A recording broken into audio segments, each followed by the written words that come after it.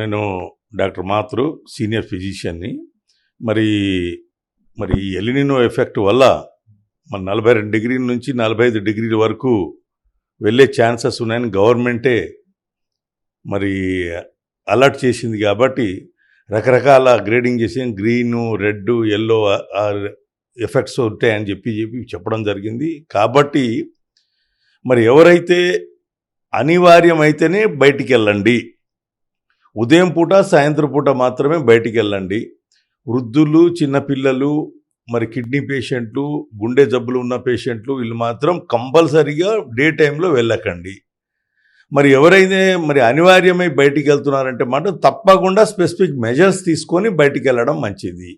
మరి కళ్ళకు గూగుల్స్ పెట్టుకోవడం, వైట్ షర్ట్ ధరించడం, దేశీయంగా దొరికే పానీయాలు తీసుకోవడం, ఖచ్చితంగా ఒక 5 లీటర్ల నుంచి 6 లీటర్లు 5 లీటర్ల నీళ్లు కంపల్సరీ తాగాలి. నాకు దప్పిక అయితే లేదు కదా అని చెప్పి తాగకుండా ఉండడం మంచిది కాదు.